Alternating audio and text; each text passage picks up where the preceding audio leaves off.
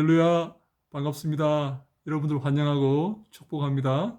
동탄예수교회 이용진 목사입니다. 하나님의 사랑하심이 말씀을 사모하는 모든 사랑하는 주의 권속들에게 함께 하시기를 간절히 소망합니다. 누가복음 산책하기 46번째 시간, 여러분과 함께 하게 되어서 너무나 기쁘고 감사하게 생각합니다. 예수님께서 변화산에 계실 때 하늘에서 들려온 음성에 대해서 생각을 해 보았습니다. 그 음성이 어떤 음성이었습니까? 예수님의 말씀에 순종하라, 복종하라, 그의 말을 들으라 하는 음성이었습니다. 그런데 그런 변화산에서의 일들이 있는 도중에 산 아래에서는 어떤 사건이 벌어지고 있었습니다. 귀신 들린 아이가 왔는데 제자들이 아무도 그 아이를 고칠 수가 없었던 것입니다. 예수님께서 내려오셔서 그들을 꾸짖습니다. 예수께서 대답하여 이르시되 믿음이 없고 패역한 세대여, 내가 얼마나 너희와 함께 있으며 너희에게 참으리요. 내 아들을 이리로 데리고 오라 하시니 올 때 귀신이 그를 거꾸로 뜨리고 심한 경련을 일으키게 하는지라. 예수께서 들어온 귀신을 꾸짖으시고 아이를 낫게 하사 그 아버지에게 도로 주시니 라고 말씀하고 있습니다. 제자들이 그 아이를 고칠 수가 없었습니다. 예수님께서 화가 나셨습니다.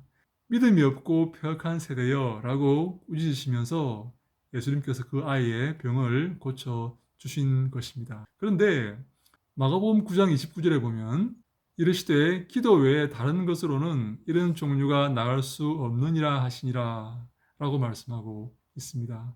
다시 말해서 예수님의 이 능력은 기도 때문에 나가는 것이고, 너희들이 이 아이를 고치지 못한 것은, 이 아이에게 찾아온 귀신을 내어쫓지 못한 것은 기도가 없었기 때문이다, 기도가 부족했기 때문이다 라는 그런 말씀이 되는 것입니다. 다시 말해, 기도가 있으면, 열심히 기도를 하면, 제대로 기도를 하면 이 귀신들을 다 내어쫓을 수가 있는데, 너희들은 기도를 하지 않았기 때문에 이런 역사를 이룰 수 없었다, 귀신을 내어쫓을 수가 없었다라는 그런 말씀이 되는 것입니다. 사랑하는 여러분, 기도를 많이 하십니까? 바울은 쉬지 말고 기도하라 라고 말씀했고, 사무엘은 기도하기를 쉬는 죄를 내가 범하지 않겠다라고 말씀했지 않습니까? 여러분은 기도 생활을 잘 하고 계십니까? 언제나 하나님을 의지하고 하나님이 기뻐하시는 삶을 살고 계십니까? 자, 기도가 무엇입니까? 어떻게 하는 것이 기도입니까? 기도는 하나님께 의지하는 것입니다. 하나님께 그 결정을 내어드리고 하나님의 처분에 따르는 것입니다. 어떤 사람은 기도하면서 하나님을 움직이려고 하고 있습니다. 하나님을 내 뜻대로 좌우하는 것이 기도라고 생각을 하는 것이죠. 아닙니다. 하나님이 우리의 주인이시고 내가 그 명령과 그 말씀에 따르는 것이 바로 기도입니다. 하나님께서 하시게 하는 것, 하나님께서 개입하시게 하는 것, 그것이 바로 기도입니다. 제자들이 그 믿음이 없었기 때문에, 그 기도의 마음이 없었기 때문에, 자신의 힘으로 내 능력으로 하려고 했기 때문에 그들은 고치지 못했지만, 믿음으로 기도했다면 하나님께 그 능력을 내어드리고 하나님께 그 자리를 내어드렸다면 제자들은 그 아이에게 찾아온 그 귀신을 내어쫓을 수가 있었을 것입니다. 사랑하는 여러분, 기도가 무엇인지 명확해지셨습니까? 하나님께 내어드리는 것입니다. 하나님께 맡기는 것입니다. 하나님께서 개입하시도록 그 자리를 비켜드리는 것입니다. 하나님이 개입하시면 모든 것이 선하고 좋게 끝나게 되어 있습니다. 하나님은 태초에 창조하실 때 창조 사역을 하시고 보시기에 좋았더라라고 말씀하셨지 않습니까?